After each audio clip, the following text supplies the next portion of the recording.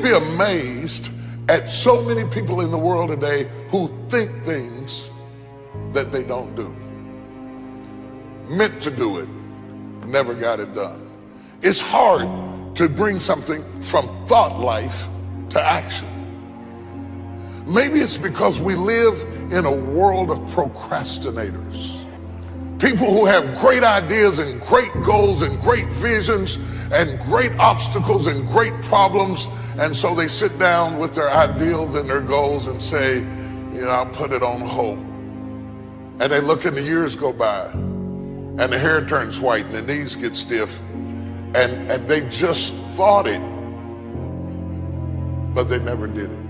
See, the older I get, the more I realize that you can't take life nor moments for granted.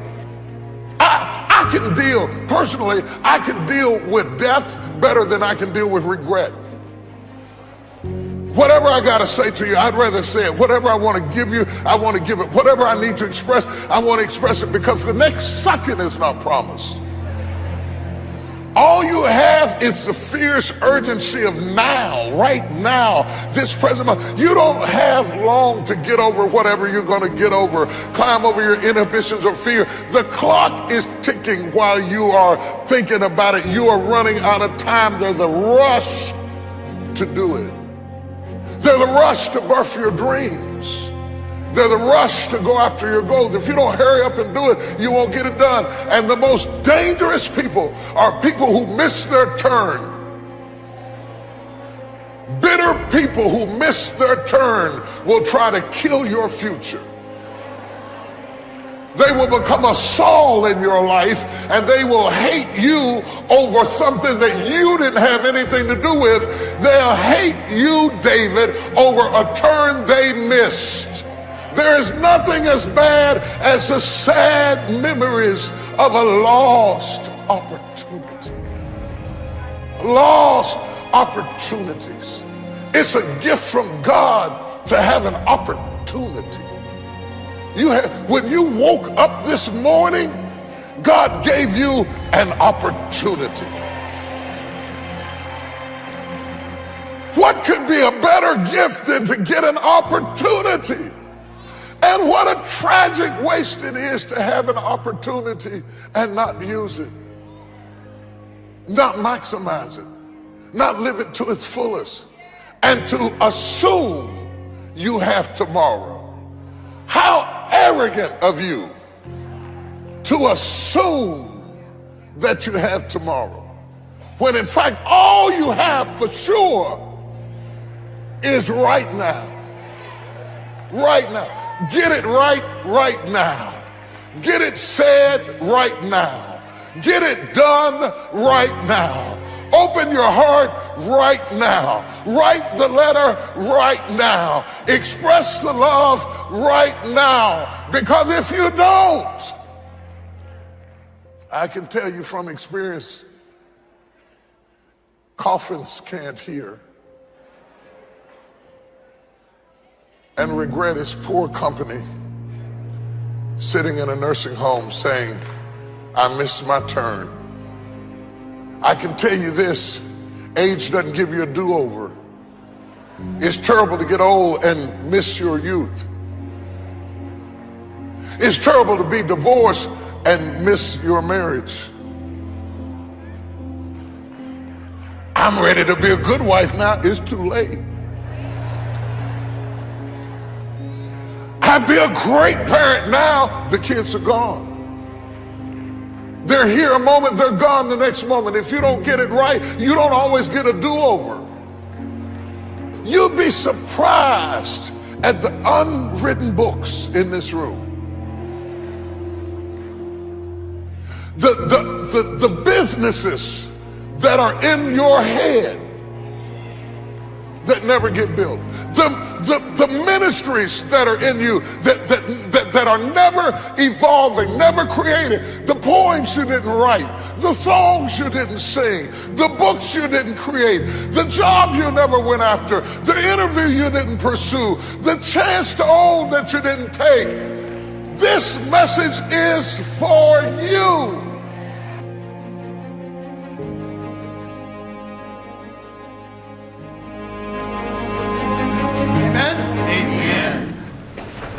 Pastor T.D. Jakes, he is the nation's pastor. He is an amazing pastor in Texas. He runs the Potter's House.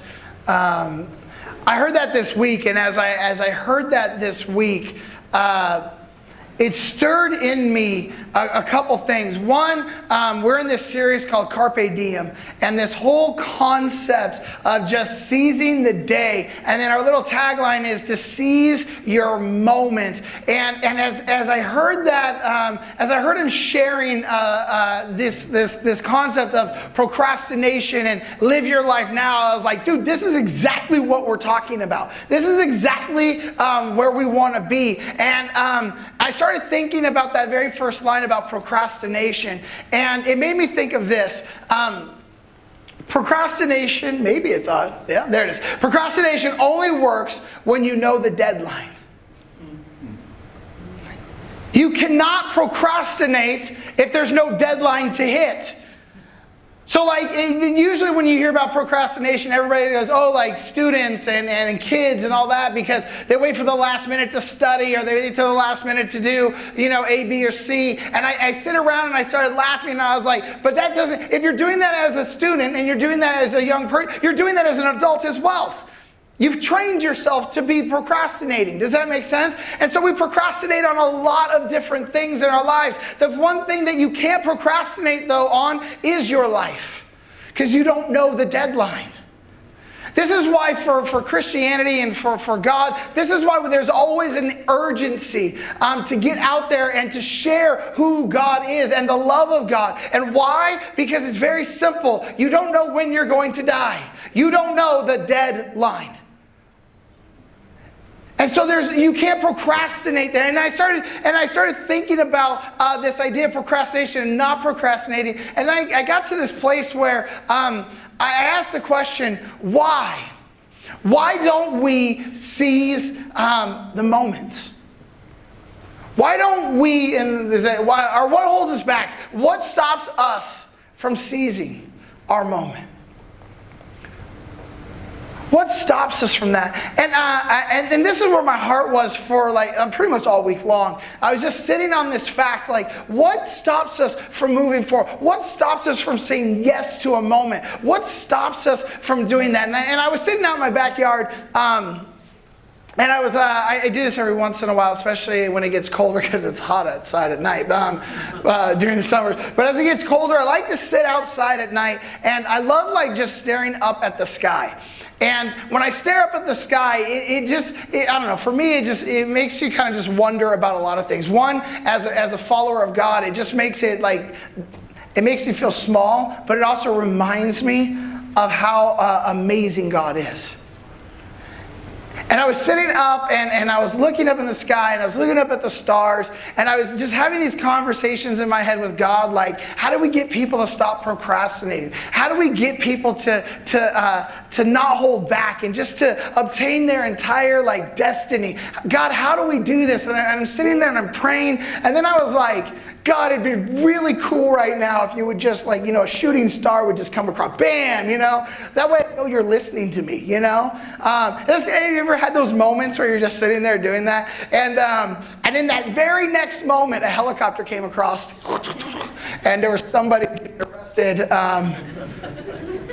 really close to our house, actually. And so I was like, that's the neighborhood I grew up in. No. You know what I mean? So I'm just sitting there, and I was like, and then there's this, and it must have stayed there for 20 minutes. You know what I mean? And I'm like, shut up, our kids are trying to sleep.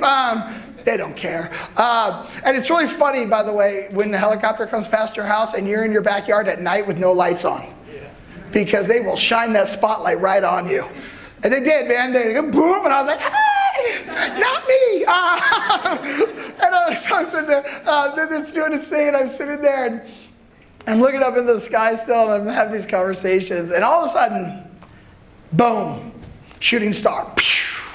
Then another one. And there must have been 15 of them in a span of 45 minutes. And I was like, God, you heard me, right? I was like, oh, that's so awesome. And then all of a sudden I had to think about this. Do you guys know what a shooting star is? It's basically space trash, okay? Like, it's rocks floating out into space or some type of, debris floating out in space, and it hits into our atmosphere or gets pulled in by our gravity, and as it comes through our atmosphere, it burns up. Does this make sense? And the bigger the piece of trash or debris that's out there that comes in, the bigger the streak is that when it comes into our atmosphere, right? And here's the thing, if you don't know anything about like asteroids or meteors or these type of things that are floating through space, they are not just floating through space, they are hurled through space, right? And what happens is when it's flying through space, it gets hooked by each different planet's gravity or moon's gravities, right? And it gets shot around the universe like this, right? Everybody with me on this one? And so I was sitting there and I saw these shooting stars and I was like, God, you heard me. And I went, whoa. God knew this moment was going to happen like thousands of years ago, and he hurled a rock into space for this moment for me. Amen. Right? Now some of you guys are like, Craig, it's just a coincidence. No! Think about it. That time, I live in Southern California, you can't see stars. And to see like 15 of these things shoot through the sky and a helicopter going at the same time with lights all over the place, and to see this moment, the things that had to take place for this to combine like this. Now, I think God's a multitasker. I bet you there was somebody in Texas looking up saying the same thing. God, if you just give me a yay, like, you know what I mean? So like, but I think about that as like, our God is so big. Why do we doubt what he wants to do with us?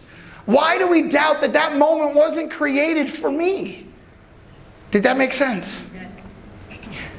And I started thinking about people that miss their moments. So I went inside and I went online and I said, God, I want to know stories about people that miss their moments. And then if you ever do that, you will get sucked into a rabbit hole that just keeps going down and down and down on the internet, and you will find the randomest stories, okay? But here's what I landed on. I want to share this. People missing their moment, okay? Last year, 2017, check this out. I don't know if you knew this or not, but last year there were 167 unclaimed lottery tickets worth over $1 million in our nation. That means somebody won something and didn't claim it, and it was over $1 million. 50 of those unclaimed tickets were over $5 million, and I think they said there was one that was at least over $20 million.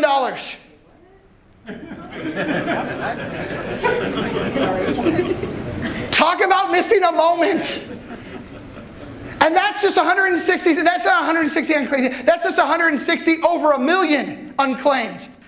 There was 2.89 billion, with a B, $1 billion unclaimed last year in the lottery. $2.89 billion unclaimed. And I'm wondering how many of those people were praying to God, God, let me win the lottery. And because they didn't hit all 6 numbers, they threw away their tickets not knowing that they won something big. How many times do we do that in our lives? Or because we don't get the fullness of what we thought should happen, we disclaim it all and miss the miracles that God wants to do on the backside of that. Did that make sense? And today, this is where my heart was at. This is what I was thinking about. And I want to go in this direction about not missing our moment, but taking the chance at what God could be doing with us. Is everybody good? Yes, we're good? Here's where I want to go. I have to teach you a little bit of history before I get into this. I'll wrap it up at the end with a nice bow, I hope, okay? But what I'd like to do is to give you guys some history, okay? Is that good? Yes? So the Bible was written a long time ago by this guy, at least the first 5 books, Genesis through Numbers.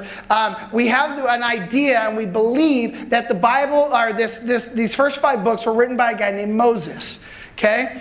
Moses is the one that freed the Israelites. He's the one that wandered in the desert for 40 years. He's the one that led the people into the promised land. Well, what happens is they start writing some things down. And what they started to write down was laws and traditions of how they want to see things done. And the way that you keep that going is how? You give it to your children. Everybody with me on that one? And so they started basically a program for children, and it's called schooling. And at about 5 years old, 5 and 6 years old, you would go into this schooling that they would have. And then because you were in this schooling, oh, by the way, just kind of so you can see the crossover here, we do the exact same thing in our country, right? At about 5 years old, we put kids into school. And the reason why they picked 5 to 6 is because they believe that's the age of learning, which means it's the age that they can finally comprehend and understand and have conversations back. So if you are sitting here with a child that is 4 or under, and you're wondering why they don't talk to you normally and why they don't understand you, it's because they can't. Okay? You're not alone. You know what I mean? Just breathe, okay? You'll get through it. Wait till 5 or 6, okay? That's the age of learning where they can really start to comprehend things. Everybody with me on this one? And when this started to happen, what they did now is they put these children into a type of a school. And this is like a Hebrew school, if you want to go with a Jewish school or Hebrew school, anything along those lines. And it was called Bet Sefer, okay? I just broke it down for you. Bet Sefer. Got it? Bet Sefer. Now, Bet Sefer is this. I'll just share this, a couple things. It's ages 5 to 6, and it goes to 10. It's known as the House of Books, okay? And what they would do is they would memorize the Torah. The Torah, in the Hebrew culture, their scripture, the Torah, is the first 5 books of our Bible. Everybody on the same page? We're good? Yes, you're like, Craig, I knew this. If you didn't know that, that's what it is, okay? It's called the Torah. I didn't mess up. They would memorize. One more time. Memorize Genesis through Numbers. They would know it so well. Now, they didn't know it by verses, because there was no numbers in the Bible, by the way. They didn't go like, oh, Genesis 31 or whatever like that. That's not what they had. They would literally know it so well, have it memorized so well, that when you would start to say a sentence, they would know where that sentence was located in the books. And they could not just know where it's at, they could recite everything before it and everything after it. That's how amazing that these kids were. Now you're sitting there going, man, those kids must have been... It didn't stop. We still do this today. If you go to Israel today, every kid over the age of 10 will have the Torah memorized. Now, if you don't have the money to go to Israel to check it out, just go to LA. Okay? There's a bunch of Hebrew schools in LA. They do the exact same thing. Are you guys all with me on this one? They memorize the scripture. Why? Because they want the scriptures in them. They want the scriptures to be lived out in them. And the only way you can do that is if you know what they say. And this is how they would start their school off. Beautiful. Day 1, you're 5 years old, 6 years old. You're sitting kind of on a rock or a desk or wherever you're at, depending on what era it is. The rabbi would walk around and he would put honey in the palm of your hand. Now, honey is like your favorite candy bar, just chilling in your hand of a 5-year-old. Does that make sense? And they were told, do not eat the honey. Don't smell the honey. Don't look at the honey. Don't eat the honey. Have you ever seen the marshmallow test with the kids? If you've never seen the marshmallow test, it's worth a Google, okay? If you put candy in the hand of a child, they're going to want to put it in their mouth. Once they put the honey in the hand of the child, they would then start their lecture while the kid was holding the honey. Do you think the kid is listening to them? Oh, there's no way. That kid's like, uh-huh. Oh. And then, at the end of the lecture, as the kids are probably now shaking because they're they finally get to a place like this, and the rabbi would stop and say, do you want the honey? And everybody's like, yeah! He said, and then the rabbis would share, we want you to long for the scriptures just like you long for the honey. Eat the scriptures. Did that make sense? And that's what they were trying to do. This was the concept. This was so meaningful to them, that this is how beautiful the scriptures are. We don't have that in America today.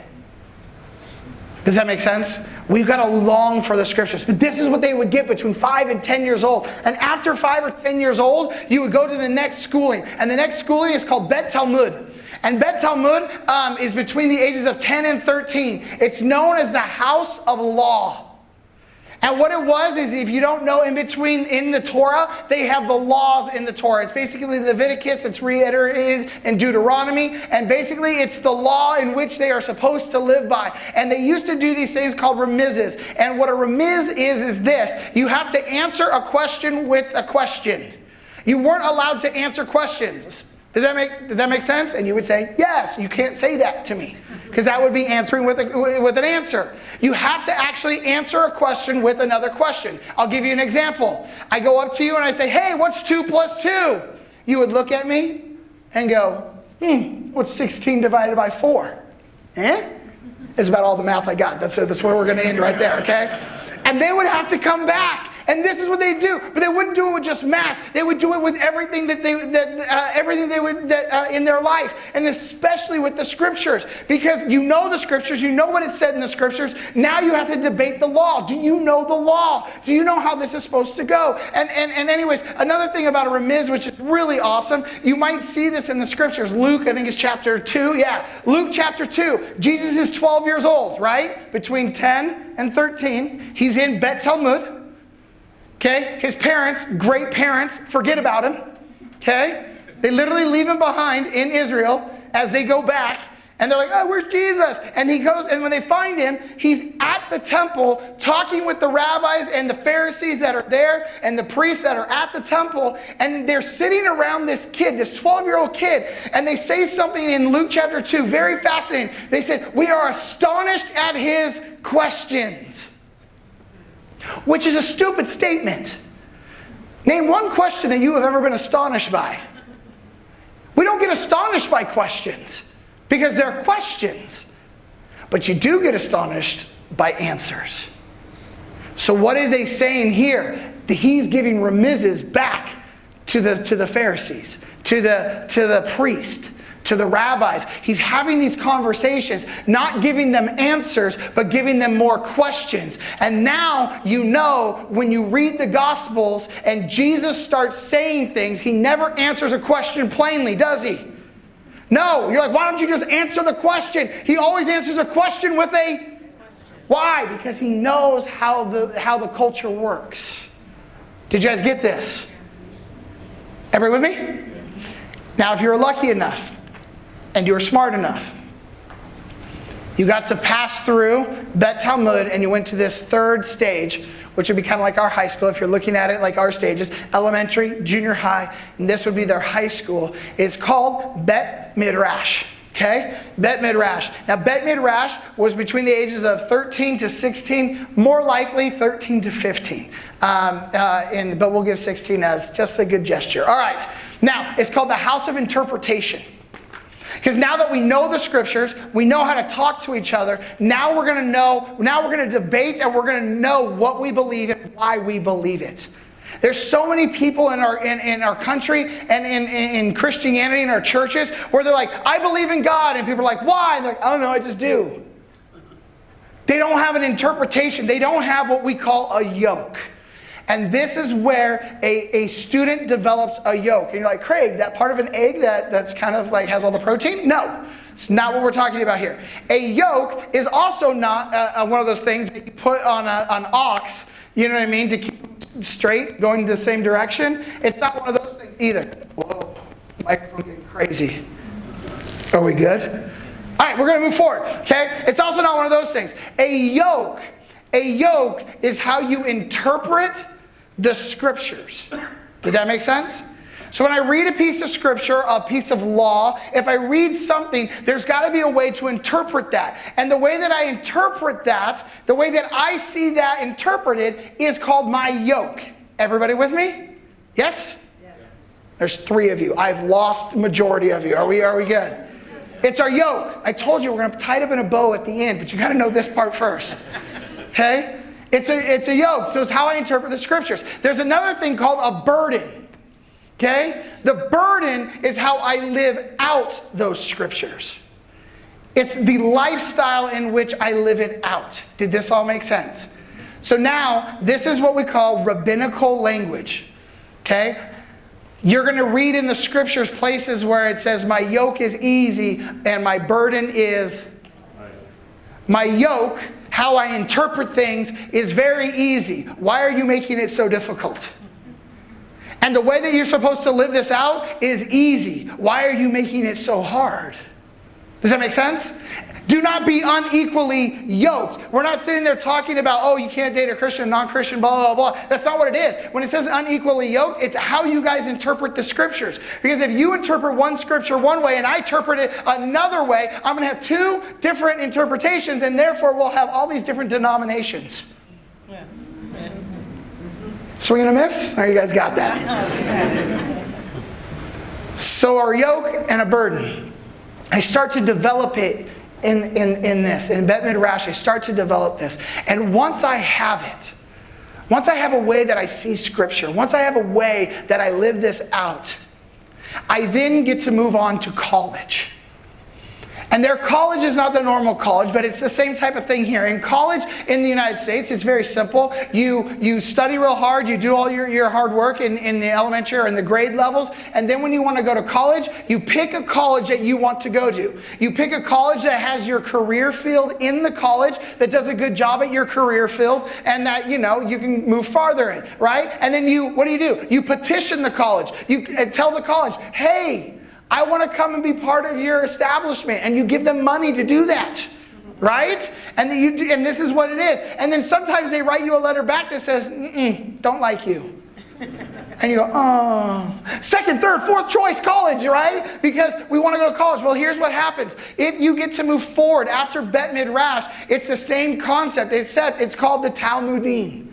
And in the Talmudim, it's about 16 on, it's the discipleship program. What you do is you pick a pastor, you pick a rabbi that you like their yoke, you like their burden, and what you say is, I want to be just like you. I don't want to be kind of like you, I want to be just like you. And the rabbi is now looking at these students that come his way, and he's trying to figure out, can some of these students be just like me? Because the discipleship rabbi relationship was this. The rabbi would teach the disciple everything that they knew to be just like him. Why? Because when the rabbi dies, the disciple takes over. It's as if the rabbi never died. Did you catch it? Jesus is a rabbi. He calls you his disciples. It's as if he never died. Did you guys catch that? I'm just going to make sure it was clear. All right. In this is what the rabbi is looking for. Not just their yoke, not just their burden, but could you be everything that they are? When they would bend down to pick up a blade of grass, you would bend down to pick up a blade of grass. If they would swat at a fly, you would swat at a fly that wasn't even there. Why? Because you're trying to mimic exactly who they are. Does this make sense? And there was this saying, if you actually got to become a disciple, there's a saying that you need to be covered in the dust of your rabbi. Covered in the dust of the rabbi means when the rabbi stepped down onto the ground, dust would fly up from his sandals, and you are supposed to be walking so close behind him that his dust would cover you. Did that make sense? And if you got chosen to be part of the Talmudim, a rabbi would walk up to you.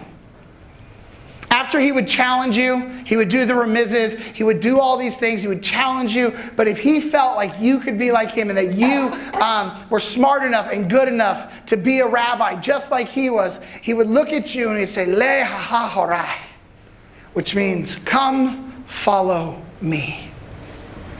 Now, as a Jewish little boy, as a Hebrew little boy, you would actually go back. If you think about it, all you've been taught your entire life is that rabbis deserve honor and respect. Rabbis have this high-ranking position in their community. Are you guys following me on this one?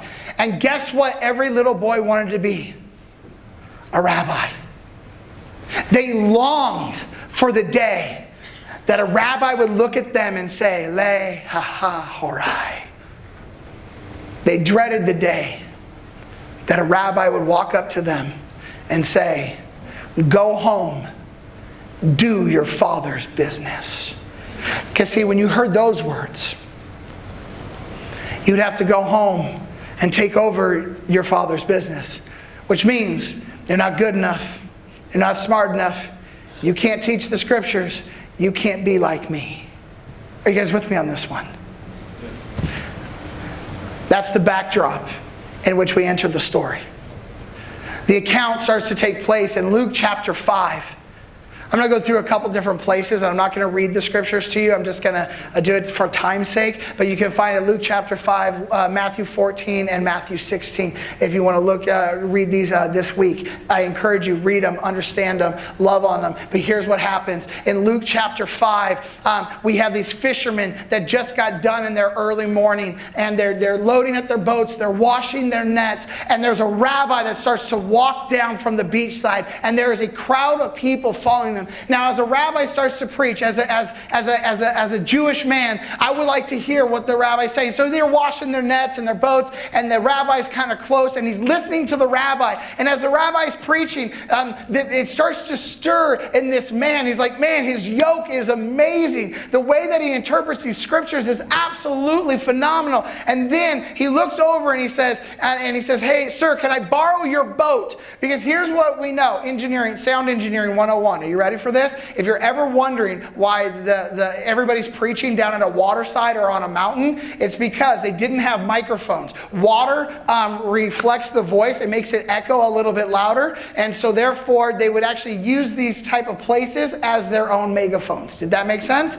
So to be out on the water to preach to somebody, it would reflect off the water and up onto the side. Everybody with me on that one? So he says, can I borrow your boat? Can I preach from your boat? And so this man's like, absolutely, sir. So he gets out. He goes a little ways into the water. And as he's a little ways into the water, he's preaching this good word. And then after the man is done, after the rabbi is done, the rabbi turns to the fisherman, looks at the fisherman dead in his eyes. He says, how did you do today? He's like, oh, sir, we didn't catch anything. Nothing. That is a bad day of business. Let's just be real. That's like opening up your store for 10 hours and not having anybody come in. Okay? That's a bad day in business. Everybody with me on this one? And so the rabbi looks at him dead in his eyes. He's like, well, why don't you throw your net on the other side of the boat? In case you didn't catch that, fish swim underneath the boat. It does not matter what side you throw your net on. You're going to catch fish or you're not. This is a moment that this man had to look at him and say, oh, you're a rabbi. Obviously not a fisherman, right? Now this man could, I'm so glad that this took place in Israel a long time ago, because if that happened today, the man would have been thrown off the boat and been like, you dumb, right? This is not happening. But he looks at him and he says this, because this was a Jewish man, because it was a rabbi, because of the respect, the honor that a rabbi holds in the community, he said, you know what? Because of your status, I'll do it. He throws the net over the other side of the boat. And as he does, he catches such a large amount of fish. It begins to break the net. And as the net starts to break, he calls over to his business partners, James and John. They're the sons of Zebedee. And so they come over and they drag in this entire net of fish. Such a big amount, like I said, the nets are starting to break. And all of a sudden, this man gets on his knees and he's like, who are you? And Jesus, the rabbi, looks down at this man named Simon. And he says, Le ha horai. Come, follow me. Now, if this was a movie, this would be the single moment where there's a flashback. Because Simon, you have to understand, is a Hebrew man. He is a Jewish man, which means he went through Bet Sefer, he went through Bet Talmud. More than likely, he went through Bet Midrash. But he was not a rabbi. So we know that at one point in his life, somebody looked at him and said, you're not good enough. You're not smart enough. Go home and do your father's business. And what was his father's business? Fishing. And here's what you got to know about Simon. Simon's dad's name was Jonah. And every time in the scriptures when we see Simon, it's usually Simon bar Jonah. Bar is just another word for son. So it's Simon, son of Jonah. And here's the next thing. Because Jonah was a Hebrew man and he was a fisherman, what do we know about Jonah? He didn't make it either. Which means his father probably didn't make it either. Matter of fact, if you actually look at the names have so much significance in the scriptures. And this is what happens. I find this to be absolutely fascinating. I don't know if you guys do, but I think it's absolutely fascinating. Jonah actually means shifting sand or mud. That's literally his name. And guess what? The shifting sand is the sand at the edge of a lake or the edge of the ocean. Does that make sense? You know how when the waves crash and you can hear the sand? That's actually literally what it means. Everybody with me on that one? Jonah's father gave him the name of what he was going to be doing. You're going to be at the edge of a lake your entire life, Jonah. You're going to be a fisherman. But Jonah didn't want this for his son. So Jonah never called his son anything that had to do with fishing. Instead, he wanted something different for his son. He wanted his son to be better than he was. He wanted to give him a name that would stand out. And so he called him Simon. And Simon comes from the word Shema. And Shema is one of the most holiest prayers in the Jewish language. And the Shema says this. It's, "Hear, O Israel. Hear, O Israel. The Lord is our God. The Lord is one." So Simon literally means the hearer. He's the hearer. And Simon got to grow up, and one day when he stood in front of that rabbi and he said, "Go home and do your father's business," I believe Simon probably felt like a failure. "Dad, I didn't live up to the expectations. I didn't get to take our family to the next spot. I'm sorry, Jonah. I'm sorry, Dad. I'm going to be a fisherman just like you." But see, this is what you don't understand. That was not Simon's moment. Simon's moment was not when he was a 16-year-old boy. Simon's moment came later. Because see, if he would have followed that rabbi, he might have had a good life. He might have became a rabbi. He might have been good or whatever. But he would have missed the moment. Because see, the moment was this. Jesus, the Messiah, the true rabbi, was going to call him out. Are you guys following me on this one? I want you to get this. Because this is Simon's moment didn't happen there. Simon's moment happened later. You guys ready? Here's my thought process. Though Simon thought he was a failure because no one wanted him, he didn't know his moment was coming. Don't get weary in the waiting. Don't get weary in the waiting for your moment. Everybody still with me on this one? Yes. Jesus looks at him and says, "Simon, leha haharai," the moment he has been waiting for. The fish that he had, the large amount, would have probably sustained him for over a year in business. He's literally looking at his business and he's like, do I stay with the fish, the business plan that I have, or do I follow the rabbi, the dream, the destiny? And he had to make a decision in that moment, and he leaves the fish and he follows Jesus. Are you with me on this one? And he gets to see the most miraculous things. But I want to be real with you guys. This was actually not the moment that changed Simon's life. This was the one moment that leads to another moment. And that's what happens when you say yes to moments. See, when you say yes to a moment, it will lead you to another moment. And when you get led to another moment, you have to continually keep saying yes if you want to see the fullness of what God has for you. And so another moment takes place. He gets to see the dead raise up. He gets to see lepers healed. He gets to see the blind see. He gets to hear the deaf get to hear. He sees diseases fall off of everybody. He sees all this amazing stuff. And he sees 5,000 people fed with like a couple fish and a few loaves of bread. And that was the day that will ever ring in Simon's head. Because see, the day that they fed 5,000, Jesus went on a hillside to pray, to be by himself. And he looks at the rest of his disciples and he says, "Can you guys go ahead in the boat and I'll meet you at the other side of the lake?" And they get into a boat and they start to sail across the water. And as they sail across the water, it starts to get a little bit choppy. The waves start to get a little big. It wasn't a tempest. It's not going to destroy their boat. But it does get it a little rocky out there and the waves get a little bit big. And as they're sitting there on the boat just trying to keep it like steady and all that kind of stuff, they look out on the water and there is a man walking on the water. And it says that they all freak out. They are terrified. And the only way that I can give you a great perspective of what this looks like, and I've shared this a couple times when I share this story, it's like waking up in the morning, going into your living room, and your grandma's on the couch watching TV, and you're like, hey, Grandma, what's up? And Grandma looks at you, and she's like, nothing, how are you? And he's like, you know, it's just one of those days. And you go into the kitchen, and that's when you have that moment, that realization that Grandma has been dead for 5 years. And you freak out. Does that make sense? This is that moment for them. They are sitting on the boat and they look out into the water and there is some guy walking or something walking on the water. And they are freaking out at this moment in life. Now here's the thing. When you're on a boat, it's really hard to freak out. Because if everybody runs to one side, the boat flips. Does that make sense? They have got to keep everything steady and normal. And they're sitting there, and I bet you Andrew is screaming like a girl. I don't know, I just threw him out there, okay? Like, something's happening, they're screaming. And then this is the moment. See, the guy in the water yells. He says, hey, don't be afraid. It's just me, Jesus. Because that makes everybody calm. Simon jumps up. And he says something. If it's you, Lord, call me to you. Call me. Now you got to get this. He's the Talmudim. That's the rabbi.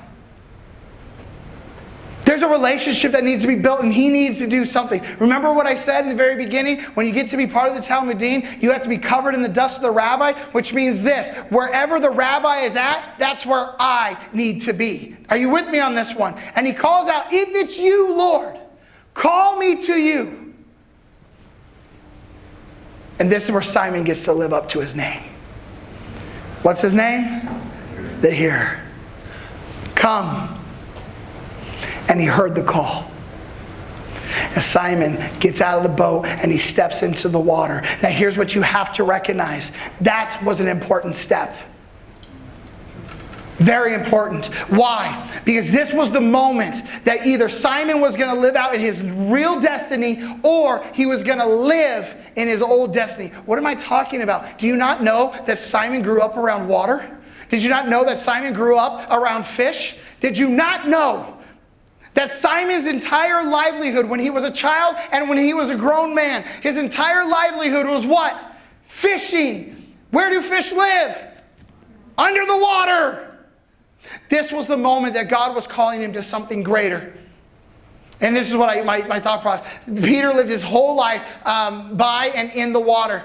His livelihood was the water. Jesus was not doing a miracle. He was showing a man that his livelihood was always above the water and now standing right in front of him. That first step when he gets out of the boat and he puts his foot firmly onto the water and takes another step. That was the moment that Simon realized, I no longer have to live by fishing. I live by something higher, a higher calling. And where's my higher calling? He's standing right there. Let me get to my calling. Are you guys with me on this one? I should have heard an amen somewhere, but that's okay. I won't go there. I won't be that guy. I'll just keep moving forward with my life, okay? I know this is getting a little bit long, but listen, this is the end. Because he starts walking out onto the water.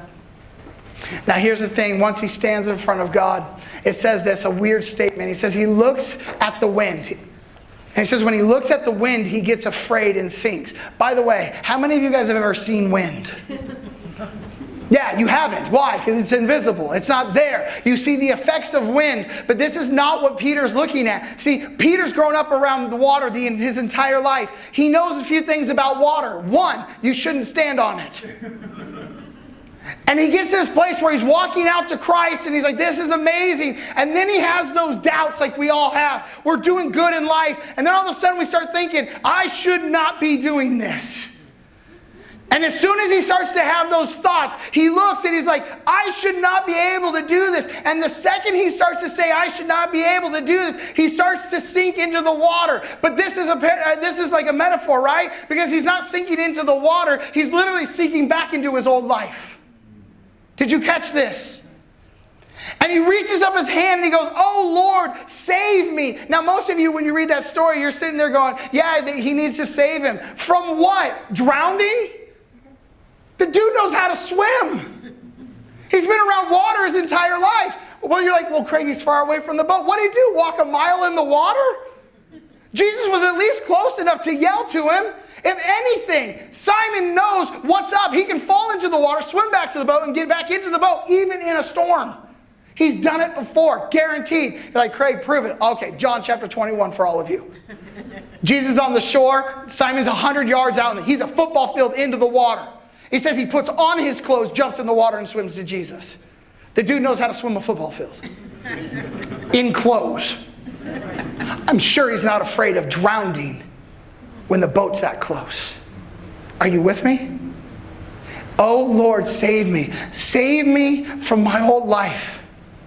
Save me from becoming who I once was.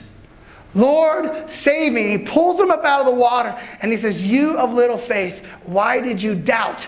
And now some of you guys are sitting here right now. It's like, yeah, he doubted in Jesus. No, if he doubted in who the rabbi was, A, he doesn't deserve to be a disciple. 2, that first step would have been a doozy. True? If he did not believe in who Jesus was and how Jesus could and how Jesus could be or what he could be, he would have never been able to take that first step out of the boat. But because he did, he's not talking about the doubt in Jesus. He's talking about the doubt in himself. Why are you not believing what I can do in you? Come on. How come every time I try to get you to own a moment, you don't believe the moment was yours? Why do you not believe that I would have thousands of years ago threw a rock in the sky so that one moment when you were looking up and you needed an answer, you saw my answer? Amen. Why would I not do that for you? Do you not know that I love you and I care for you? Do you not know that I have a destiny for you? This was the moment Simon turns to Peter. Like, no, Craig, that happens a chapter later. You're right. They get back onto shore and they have a conversation. And he changes his name. And what does he change it to? Remember, he changes it from Simon the Hearer to Peter the Rock. Why? Because he's not just saving Peter. He's saving Peter's family. Why? How do I know this? Because Peter's dad's name was Jonah. What is that? Mud? Shifting sand? He changes the entire destiny of one family because one man stepped up and said, "I believe something bigger for you," and that person owned the moments and became greater than what he thought he could be.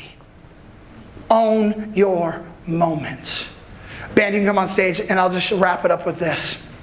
The last thing is this that I want to share with you. Don't miss your moment. Don't get weary in the waiting. Seize what's in front of you and let God close the doors that need to be shut. Just be willing and focused on the Lord. So today, I don't know where you're at in your life. I don't know if you've missed some moments and you regret those missed moments, or if you're sitting here today and you are excited to see where the Lord is taking you. All I know is today I was supposed to share those 3 concepts. 1, own your moment. Don't get weary while you're waiting. And let God do the rest. He will bless you. Don't let your past define you. Don't be sitting here and be like, "Well, Craig, when I was little, they called me this, they called me that, or my parents did it." No, it doesn't matter. God does not look at your past. He looks at who you are in the moment, and He looks at the future that is created for you. Only if you decide to step up and own it. Does this make sense? So today, as we go to worship God, to love on Him, listen for His voice. Be the hearer this morning. See what God is doing with you, through you, and in you. And let Him take care of you. Don't doubt what He can do. Because when you keep saying yes, you'll see the fullness, the destiny that God has for you. Father, we love you. We thank you. We praise you. And God, I ask, Lord, that you would own this moment. That God, you would come down, you would speak to those you need to speak to, you would love on those that need to be loved, and God, you would just be in this moment with us. So Holy Spirit, I just say thank you for this time as we worship and love on you.